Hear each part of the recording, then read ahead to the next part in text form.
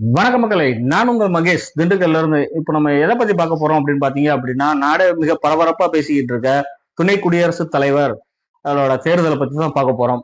இந்த தேர்தல்ல வந்து என்டிஏ கூட்டணி சார்பாக வந்து சிபி ராதாகிருஷ்ணனை வேட்பாளராக அறிவிச்சிருக்காங்க, தமிழ்நாடை சேர்ந்தவர்.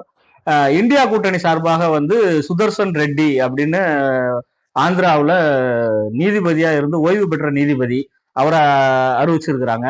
சோ இந்த தேர்தல்ல யாரெல்லாம் வாக்களிக்கலாம் அப்படின்னு பாத்தீங்க அப்படின்னா, சாதாரண பொதுமக்கள் எல்லாம் போய் வாக்களிக்க முடியாது. இதுல இருந்து மக்களவை, மாநிலங்களவை உறுப்பினர்களா இருக்கிறவங்க மட்டும் தான் வாக்களிக்க முடியும். அதுல பாத்தீங்க அப்படின்னா, மக்களவையில வந்து 543 பேர் இருக்காங்க. மாநிலங்களவையில பாத்தீங்க அப்படின்னா 245 பேர் இருக்கிறாங்க.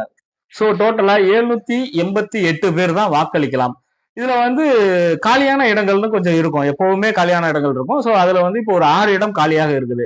அதுல பாத்தீங்கன்னா மக்களவையில 1, மாநிலங்களவையில 5 இருக்கிறாங்க. சோ அந்த 6 பேரை கழிச்சுட்டோம் அப்படின்னு பாத்தீங்க அப்படின்னா 782 பேர் இருக்காங்க.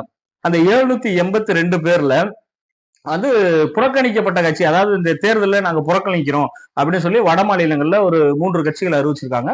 அதோட உறுப்பினர்கள் பாத்தீங்க அப்படின்னா 13 பேர் இருக்காங்க.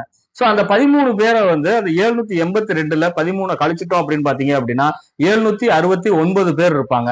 அந்த 769 பேரும் வாக்களிக்க தகுதியானவர்கள். சோ இன்னைக்கு 6 மணி நிலவரப்படி 767 பேர் வாக்களிச்சிருக்காங்க. சோ 767 பேர் வாக்களிக்க போகும்போது வெற்றிக்கு தேவையான வாக்கு பாத்தீங்க அப்படின்னா 384. சோ இப்போ பரபரப்பா வாக்கு எண்ணிக்கை நடந்துகிட்டு இருக்கு. 384 வாக்குகள் யாரு பெறுறாங்களோ அவங்க வெற்றியாளரா அறிவிக்கப்படுவாங்க. சோ இதுல இருந்து என்ன தெரியுது அப்படின்னு பாத்தீங்க அப்படின்னா, என்டிஏ கூட்டணியில இருக்கிற மக்களவை, மாநிலங்களவை உறுப்பினர்களோட எண்ணிக்கை வந்து 385க்கு மேல இருக்கிறாங்க. சோ என்டிஏ கூட்டணியில இருக்கிற சிபி ராதாகிருஷ்ணன் வெல்வதற்கான வாய்ப்புகள் அதிகமா இருக்கு அப்படின்னு நம்ம எதிர்பார்க்கிறோம். சோ இப்ப வாக்கு எண்ணிக்கை நடந்துகிட்டு இருக்கு. வாக்கு எண்ணிக்கை முடிந்ததுக்கு அப்புறம் என்ன நிலவரம் அப்படின்றத நம்ம பொறுத்திருந்து பார்ப்போம்.